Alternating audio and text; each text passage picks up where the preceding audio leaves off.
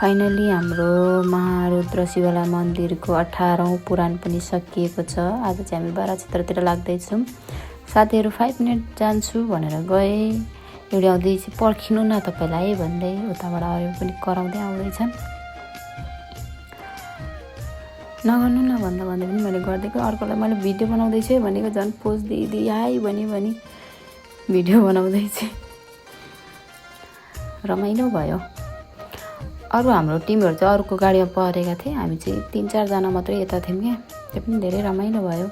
अनि हामी गयौँ। यो चाहिँ पत्रीको जङ्गल हुँदै गयो।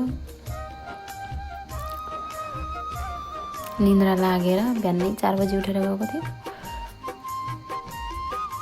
झुल्दै गाडीमा सुत्दै, तर फेरि कस्तो अप्ठ्यारो भयो क्या हामीलाई चाहिँ। सोफा सिट भनेर मजाले बसेर जाने भनेको, अनि हामीले चाहिँ साथीहरूलाई छोडेर अर्को ओभरटेक गरेर अगाडि गयौँ। हामी चाहिँ फेरि सबैभन्दा पहिले पुगेछौँ क्या, पछाडि नै छोडिनु भयो।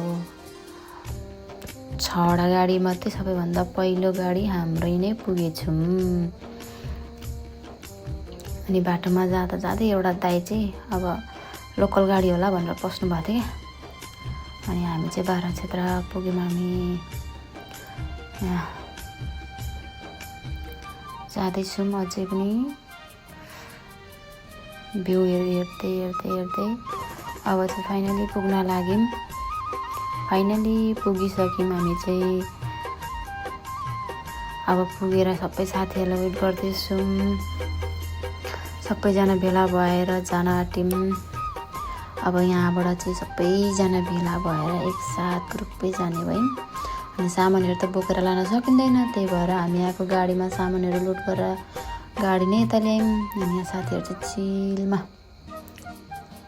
सबैतिर यताउता गऱ्यौँ। हामी नि अब पूजा गर्न जाने भनेर सुरु गर्न थाल्यौँ। त्यही पनि एकचोटि यसो निहालेर हेर्दैछौँ कता को आउँदै हुनुहुन्छ भनेर। अनि पूजा गर्दै भिडियो बनाउँदै गर्दैछौँ हामी चाहिँ यहाँ। यता मामाहरू हामीलाई पनि एक पोज भन्दै।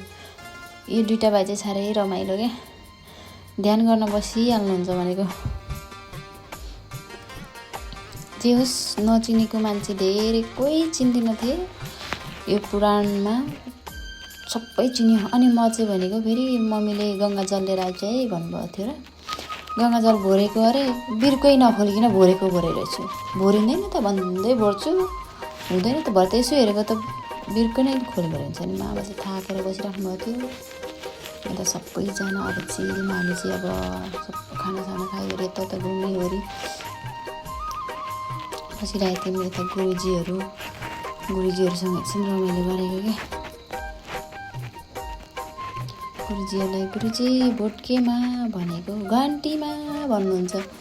अनि अर्को गुरुजी चाहिँ पुरै लजाएर घोप्टो गरिराख्नु भएको थियो मैले फोटो खिचेको भनेर। अनि होइन मैले भिडियो बनाएको भनेको झन् केमा भनेको न्युरी घन्टीमा भन्नुहुन्छ।